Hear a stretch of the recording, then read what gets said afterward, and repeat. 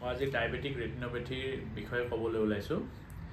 এজন মানুহৰ যেতিয়া শৰীৰত ব্লাড সুগাৰৰ পৰিমাণ ফাষ্টিং 110 মিলিগ্ৰাম পাৰ ডেচিলিটাৰ আৰু পিপি 140 মিলিগ্ৰাম পাৰ ডেচিলিটাৰতকৈ বেছি হয়, তেতিয়াহ'লে তেওঁক ডায়েবেটিছ হোৱা বুলি ধৰা হয়। আৰু এই ফাষ্টিং ব্লাড সুগাৰটো আৰু পিপি ব্লাড সুগাৰটো সদায় ভেৰিয়েশ্যন হৈ থাকে। সেইকাৰণে আমি 3 মাহৰ ব্লাড সুগাৰ যেনে HbA1c যদি আমি চাওঁ, তেতিয়াহ'লে আমি সঠিককৈ গম পাম যে তেওঁৰ সুগাৰটো কণ্ট্ৰলত আছে নে নাই।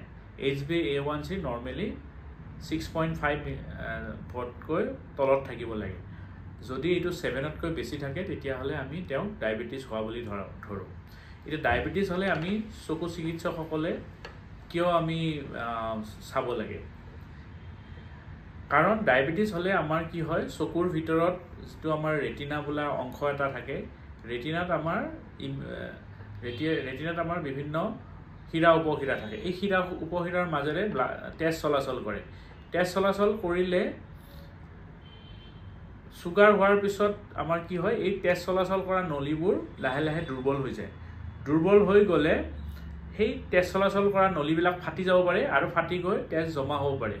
ৰেটিনাৰ যিবিলাক নিউৰ'চেঞ্চৰী চেলছ আছে, সেই চেলত যদি আপোনাৰ তেজ জমা হয়, তেতিয়াহ'লে সেই চেলবোৰ লাহে লাহে মৃত্যুমুখত পৰে আৰু আমাৰ দৃষ্টিশক্তি কমি আহে। ৰেটিনাৰ এটা ইম্পৰ্টেণ্ট অংশ হৈছে মেকুলা। মেকুলাৰ এৰিয়াটো খুব চেঞ্চিটিভ আৰু মেকুলাৰ এৰিয়াটো লাইট কৰাৰ কাৰণে আমি দেখা পাওঁ। আমাৰ ধৰক চিনেমা এখন যেতিয়া চাওঁ, তেতিয়া পৰ্দাত আমাৰ লাইট পৰে, তেতিয়া আমি দেখা পাওঁ, নহয় জানো? তেনেকৈ আমাৰ শৰীৰৰ চকুৰ ভিতৰত থকা ৰেটিনাখনো এখন পৰ্দাৰ নিচিনা। তাত আমাৰ যেতিয়া লাইট পৰিব, তেতিয়া আমি দেখা পাওঁ। কিন্তু সেই লাইটটো যদি কিবা কাৰণত ৰেটিনাখনত বেয়া হোৱাৰ কাৰণে ভালকৈ নপৰে, তেতিয়াহ'লে আমি ভালকৈ দেখা নাপাওঁ।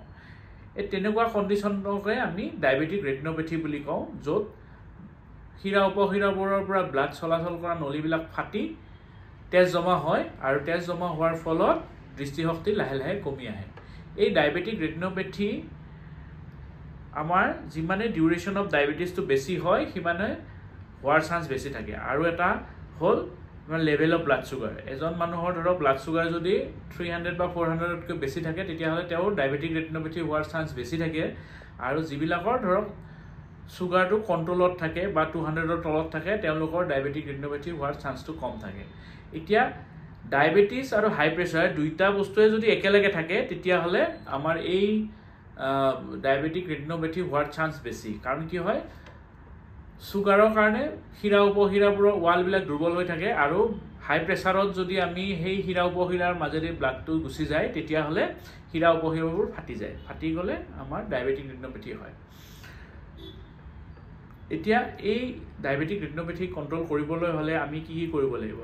প্ৰথম হৈছে আমি চুগাৰ কণ্ট্ৰল কৰিব লাগিব। চুগাৰ কণ্ট্ৰল কৰিবৰ কাৰণে ধৰক আমি সদায় খোজকাঢ়িব পাৰোঁ।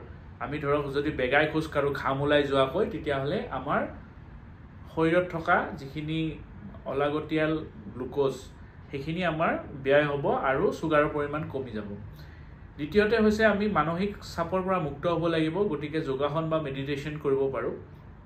তৃতীয়তে হৈছে যদি আমাৰ চুগাৰৰ পৰিমাণটো তথাপিও কণ্ট্ৰলত অহা নাই, তেতিয়াহ'লে ডায়েবেটিছ ডক্টৰে যি পৰিমাণৰ ঔষধ খাব দিয়ে, সেই পৰিমাণৰ ঔষধ খাব লাগে। আৰু খোৱাৰ সময়তো আমি টাইম টেবুল সদায় মেইনটেইন কৰিব লাগে। যেনে ধৰক ৰাতিপুৱা ব্ৰেকফাষ্টটো আমি 9-10টাৰ ভিতৰত খালোঁ, তাৰপিছত লাঞ্চটো ধৰক 2টা বজাত খালোঁ। আৰু ৰাতি যিমান পাৰোঁ আহাৰৰ পৰিমাণটো কমাই খাব লাগে। কাৰণ ৰাতি যিখিনি আমি আহাৰ খাওঁ, সেইখিনি আমাৰ শৰীৰত জমা হয় আৰু জমা হৈ চুগাৰটো বঢ়াই দিয়ে।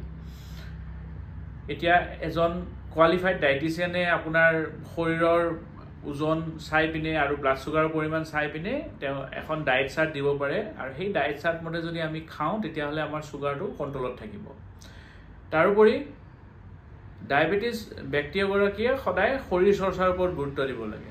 কাৰণ আমি বহুতেই শৰীৰ চৰ্চাৰ ওপৰত মনোনিৱেশ নকৰোঁ, সেইকাৰণে আমাৰ চুগাৰৰ পৰিমাণটো তেজত বেছি হয়। গতিকে আমি যেতিয়া সময় পাওঁ, আমি 1 ঘণ্টা সময় যদি শৰীৰ চৰ্চা কৰোঁ, যদি এক্সাৰচাইজ কৰোঁ, তেতিয়াহ'লে আমাৰ চুগাৰৰ পৰিমাণটো কমি থাকিব। তাৰোপৰি মাজে মাজে আমি ব্লাড প্ৰেছাৰ জুখিব লাগে, ব্লাড চুগাৰ জুখিব লাগে আৰু আমাৰ ট্ৰাইগ্লিচাৰাইডটোও চাব লাগে।